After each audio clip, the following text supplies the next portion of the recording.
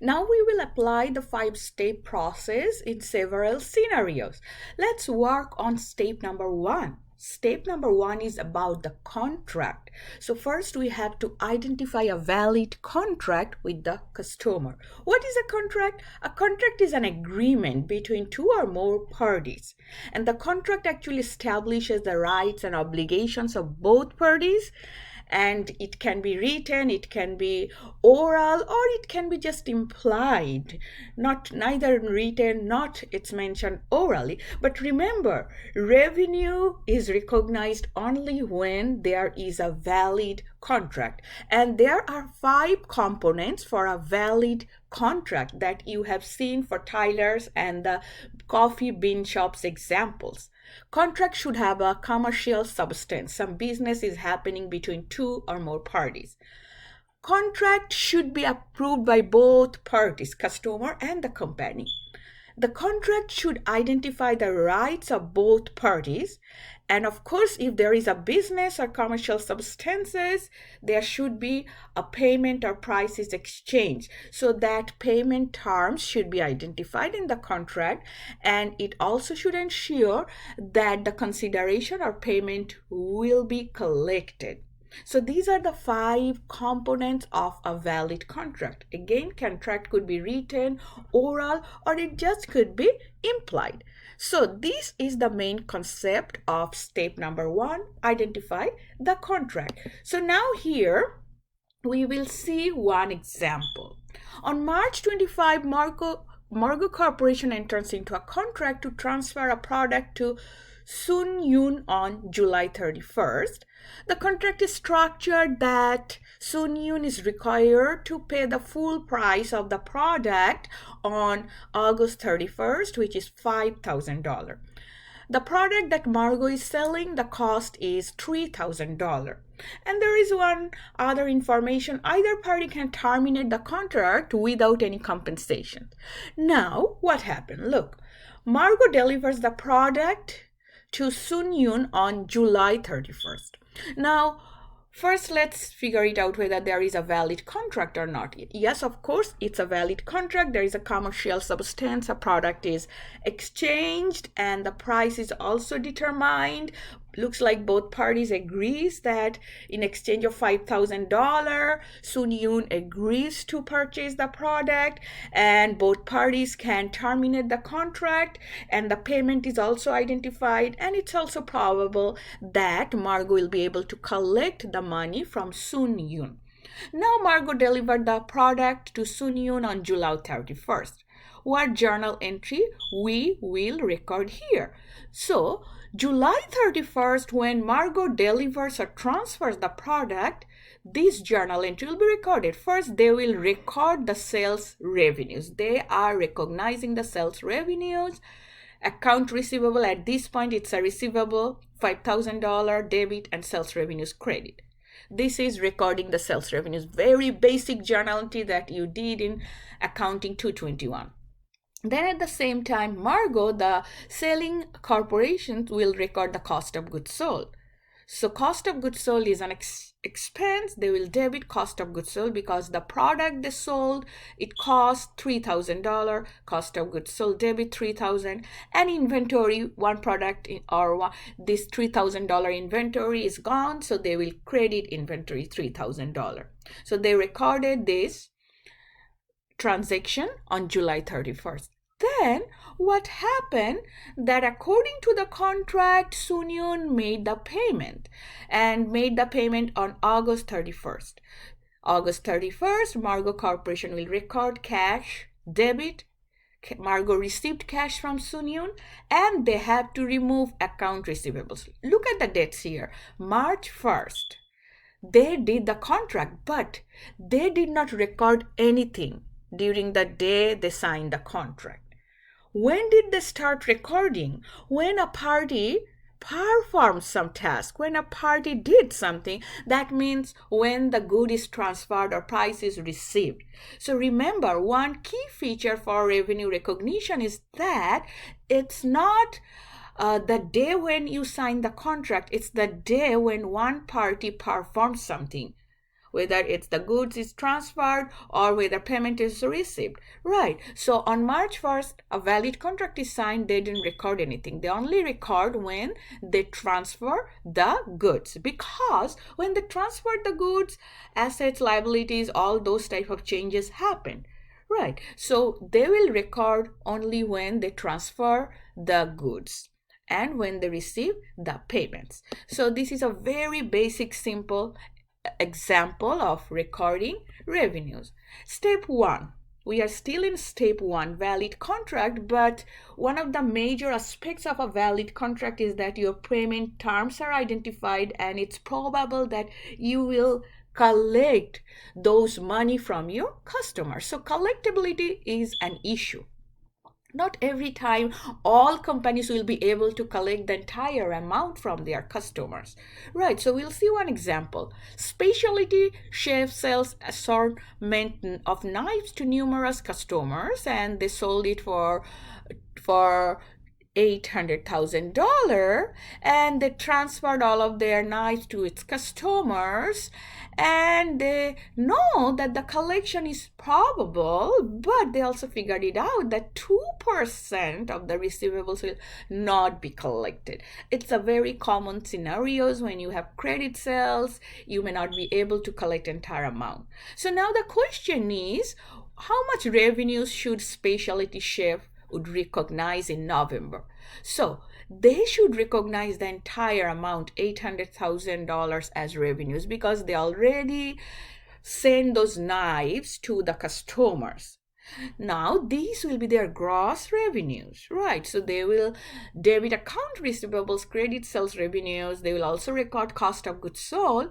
Then later what they would do, they will calculate 2% of these total account receivables that is very probable they will not be able to collect, and they will record it as a bad debt. And bad debt, you all know that bad debt is an expense.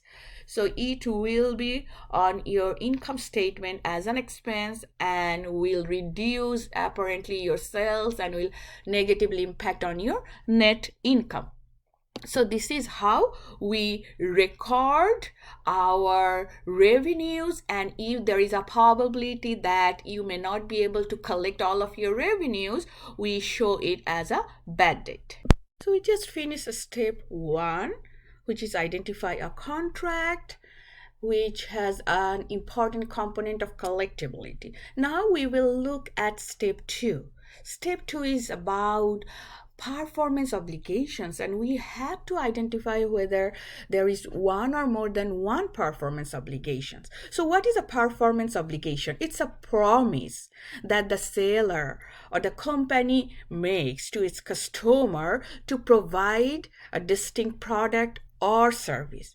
Now remember, a product and service is distinct when the customer can get benefit from that good or service on its own or together, right? And at this stage, it is important to determine whether the customer is getting one combined items or individual goods or services.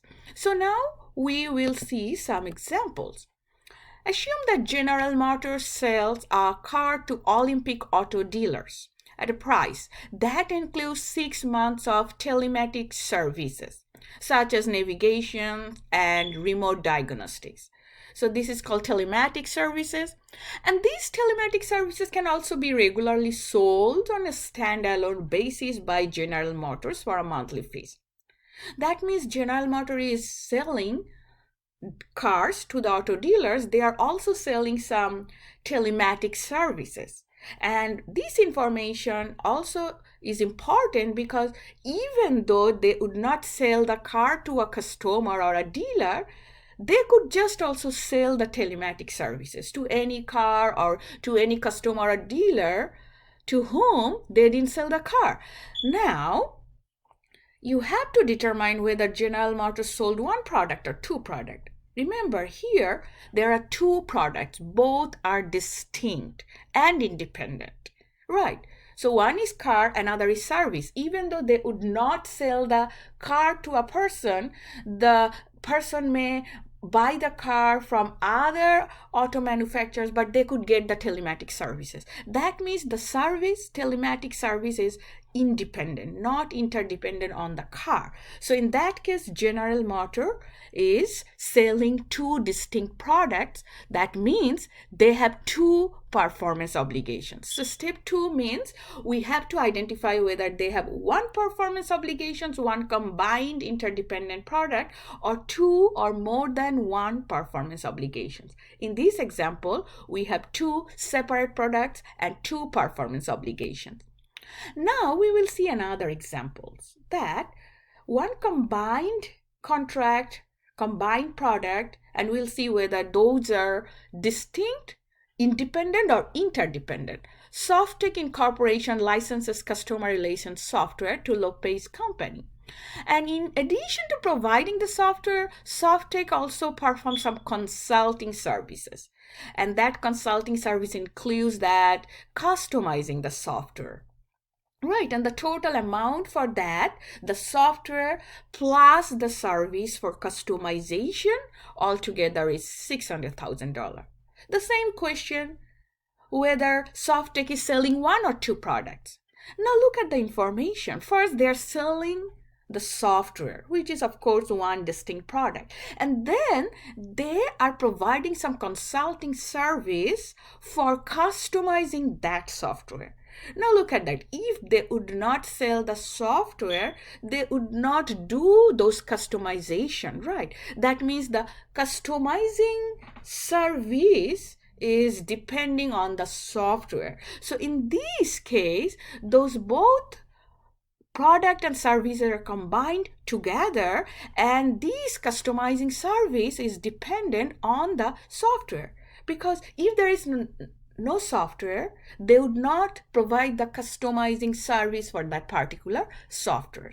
That means the software and the consulting service, those may apparently look distinct, but they are interdependent. So that means we will consider it as one performance obligation. Before we discuss step 1 and 2, which are identify the contract and identify the performance obligations. For performance obligations, whether there is one or two obligations. Now we will talk about the transaction price. Step 3 means you have to determine the transaction price.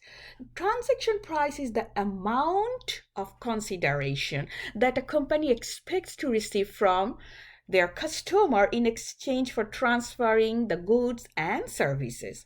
Most of the cases you will see that the transaction price is easily determinable and it's a fixed amount which is mentioned in the contract. But there are several cases that you may not easily determine the transaction price. If you cannot easily determine the transaction price and there is no fixed one amount as the consideration or the price, then you have to consider several factors. These are the 4 types of factors that can affect the transaction price when it's not fixed or easily determinable. Number 1 is variable consideration. So you have to consider if there is any other variable consideration or future probability that may affect the price.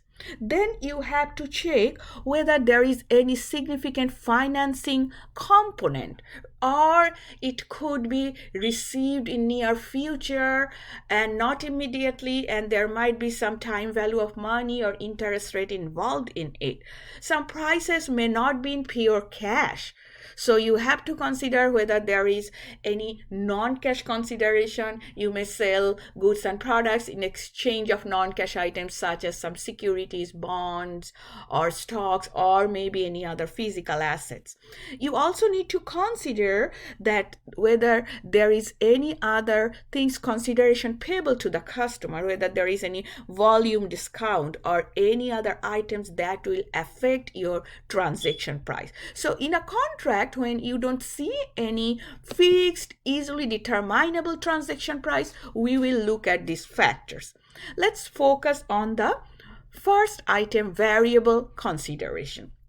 So when the company could not figure out the fixed price, or it's not easily possible to determine, then how they're gonna record the revenue amount?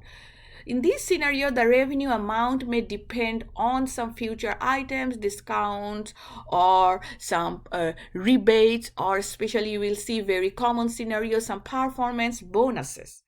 In that case, the company would recognize the probability adjusted amounts, or the company could also consider the amount which is most likely to receive.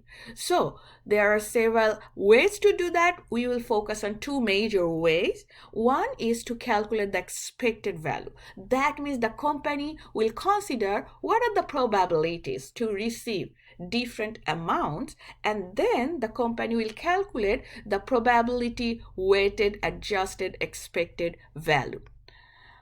In another scenario, if there is the possibility that only either or two possible amounts the company would receive, then the company will see which amount is the most likely to be received, and then they can consider that amount as the transaction price. Remember, when you record any revenues, transaction price or the amount of the revenue is important, but not every cases you can easily determine that transaction price. So now we will see few other examples. Let's see the first example with variable consideration. Now we will see one example of variable consideration. Peabody Company enters into a contract with a customer to build a warehouse for $100,000 with a performance bonus $50,000 based on the in-time completions. So if Peabody could build a warehouse within the time frame, they will also get a performance bonus of $50,000 in addition to $100,000, which is the regular cost of build or the price for building the warehouse. Now there is another condition. Performance bonus, which is this $50,000, will decrease by 10% per week for every week beyond the agreed upon time. That means if they could not finish this construction within the time, for each week, this $50,000 performance bonus will be reduced by 10%. Now, when Peabody would record these revenues, how much they would record? Of course, this $100,000, this is the price for the warehouse, but they also need to consider the performance bonus, which is $50,000, but they need to consider different probability scenarios that they will receive those performance bonus or how much. And they figured it out that there is 60% probability that they will complete this contract within time frame, 30% probability that they might be 1 week late, 10% probability that they might be 2 weeks late. So now what will be the revenue amount? So now, if they would finish within the time frame, then how much they will receive? This $100,000 plus the entire performance bonus, $150,000, right? So if they finish within time frame, the probability to receive this performance bonus is 60%. That's the estimated, and they will get the entire performance bonus. That means they are getting 100% of the performance bonus, which is 50,000 or multiplied by 1, which is 150, and there is 60% chance that they will finish within the time frame. So then we will take 60% of this $150,000. That means it's probable they will receive 60% chance, $150,000. So this is called probability adjusted. Now there is 30% possibility that they will be 1 week late. If they are 1 week late, what will happen? They will get this 100,000 plus they will receive 90% of the performance bonus, because 10% performance bonus decreases being 1 week late. So they will receive 90% of $50,000 plus 100,000. That means 145,000. And this scenario, the chance is 30%. So we'll multiply by 0.3, this 145,000. Now there is another chance that 10% probability they will be 2 weeks late. So if they are 2 weeks late, how much they will receive? They will receive this 100,000 plus they will receive 80% of the bonus, because for 2 weeks late they will lose 20% of the performance bonus. So let's take 80% of the performance bonus, that means 80% of the 50,000 plus 100,000, which is 140,000, and the probability that they will be 2 weeks late is 10%, so we'll again take 10% of it. So this is how we are calculating the probability adjusted outcomes, and we will record this amount of revenue 147,500. Please do not record 150,000 as the revenues. These would be overstated because it's not guaranteed, 100% guarantee that the company will be able to finish this within time frame. So now this probability, weighted probability or probability adjusted approach is really good when you did similar type of contracts and the probabilities are like very stable based on your past experience, and there is no evidence that there will be huge amount of reversal of revenues. If not, then the revenue recognition is constrained. Now we will see several other examples. For example, you may need to involve a significant amount of financing component when you purchase a product. For example, when you purchase a house or a car, you may agree on some financing components or borrowings. You are not paying the entire amount of your house on one day or in soon or near future. Rather, it takes few years to make you the payment of the house or the car that you purchased. So it may involve a financing component. And if the scenario is like this, then you have to consider the interest amount and time value of money. Then you might have some scenarios where you are not paying any cash considerations, or the transaction price is not in cash. So it could be any donations or any other assets or equities, bonds, stocks. If so, then remember you have to record based on the fair values of those non-cash items. Now we will see another scenario that customer may need to receive some volume discount. So this is another variable consideration when you easily cannot determine the price at the beginning. Let's see this example. Samsung Corporation offers its customers 3% volume discount if the customer purchase at least $2 million, right? So now in March, they found that on March 31st, Samsung made sales $700,000 to Arctic Corporation. And based on last 2 years experience, Samsung found that every year they made over 3 million. And Arctic, of course, received 3% volume discount. Now, here they need to prepare the quarterly financial statement at the end of March. How much revenue should they record? So from January to March, they made sales $700,000. Should they record the entire $700,000? If they do, then they would overstate the revenues, because based on past experience, definitely Arctic will buy more than 2 million throughout the year and they will receive 3% volume discount. So based on that past experience, Samsung should consider the volume discount. That means they will record this sales revenue after considering the 3% volume discount. So apparently the sales is 700,000, but 3% they have to reduce the price. So they have subtract this 21,000. So their sales revenue they should record as 679,000 and account receivable 679,000, because the volume discount is very likely. And then end of the year, if we follow the past 2 years trend, that means Arctic purchased more than $2 million, then they will of course receive this discount and they will make the payment after considering the 3% discount. So they will receive cash 679,000 and they have to remove account receivables.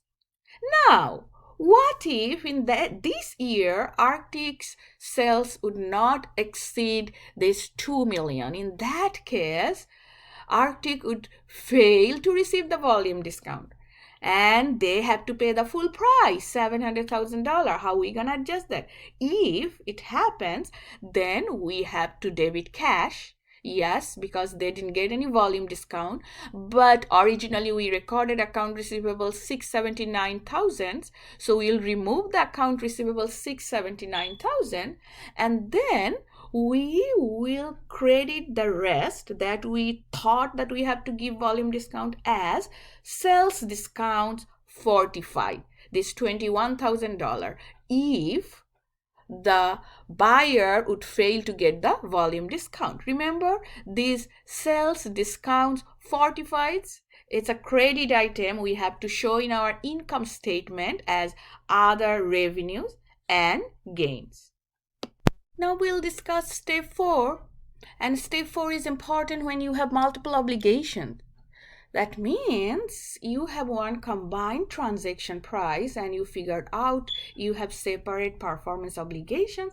At this point, you have to allocate or split your transaction price to separate obligations. So you have seen one example previously when Tyler purchased a large cup of coffee and bagels, and both items or prices are easily determinable and you can split the price. But if you have any contract that has multiple obligations, multiple products which could be combined or interdependent, or the different products within that contract, whether independent or interdependent, the price may not be easily identifiable.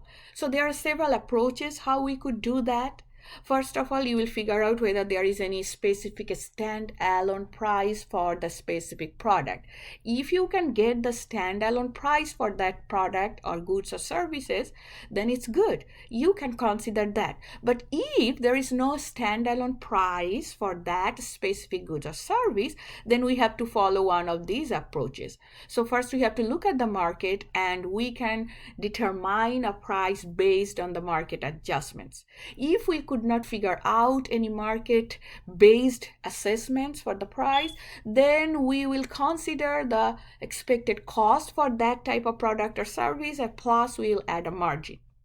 Then even if we could not figure out the cost and margin, then we'll follow the residual approach. Residual approach means that the total combined transaction price, and then for other part or the other product and services, we'll subtract those and the remainder price will assign to that item that we were not able to figure out the price in any ways. So let's see an example. Travis Corporation enters into a contract with a customer to sell product A, B, C.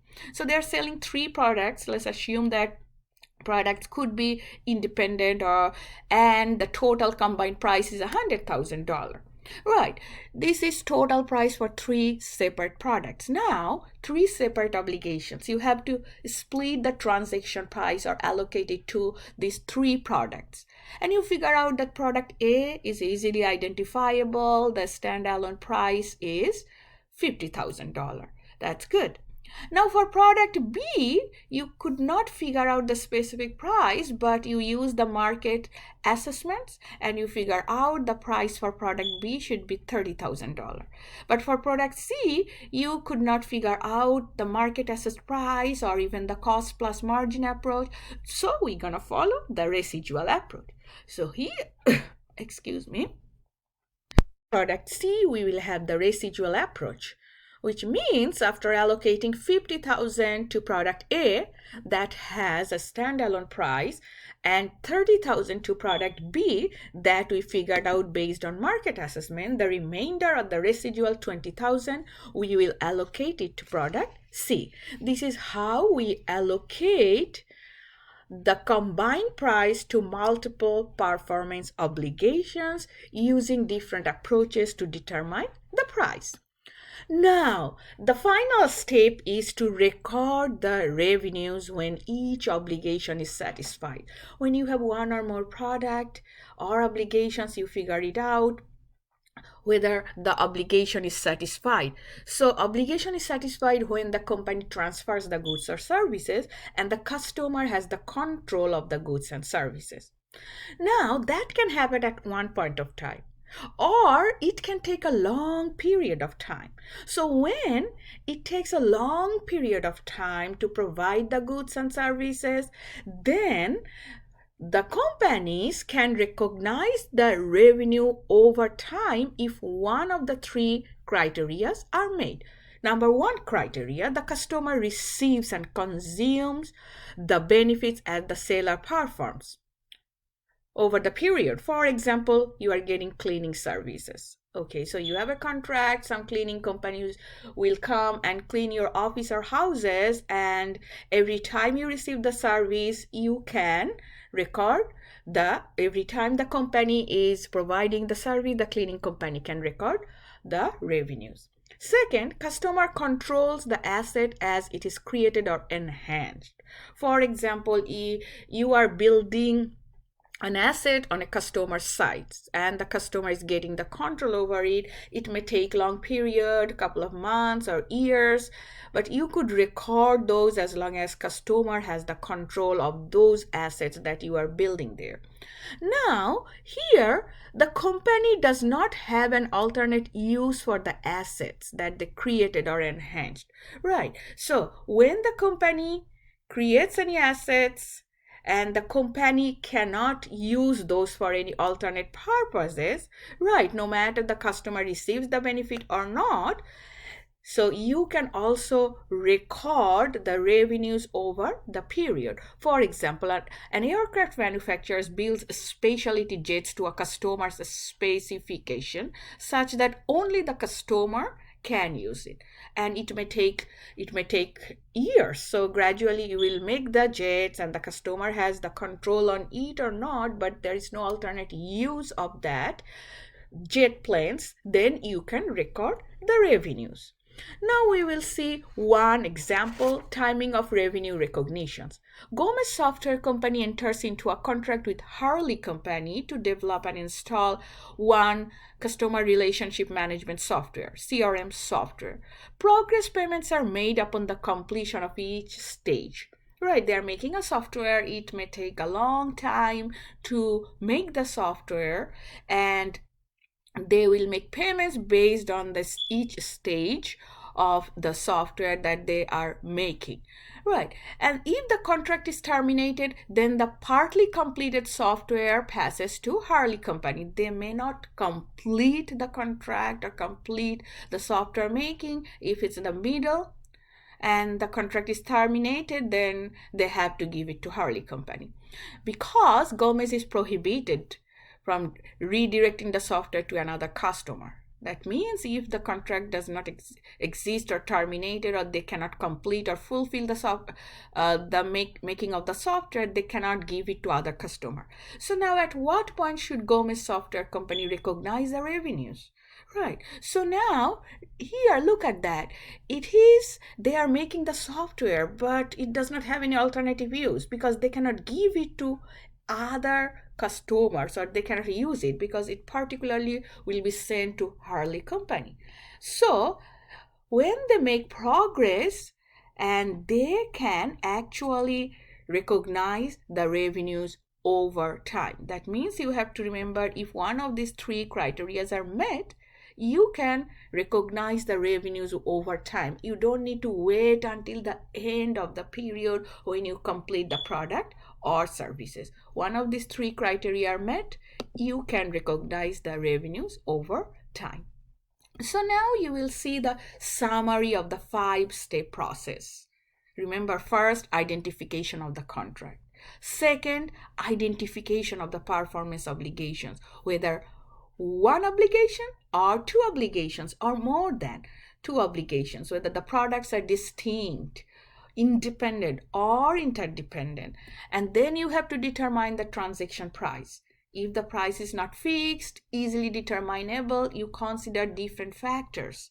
Then if you have multiple performance obligations and one combined price, you need to allocate the transaction price to each performance obligation. And then you record the revenues when each performance obligation is satisfied. If you could not satisfy those at one point of time, it takes time over the periods, you can gradually record the revenues over the period. This is the summary of the 5-step process. Next part of the chapter, we'll see some special revenue recognition issues on the basis of this 5-step process.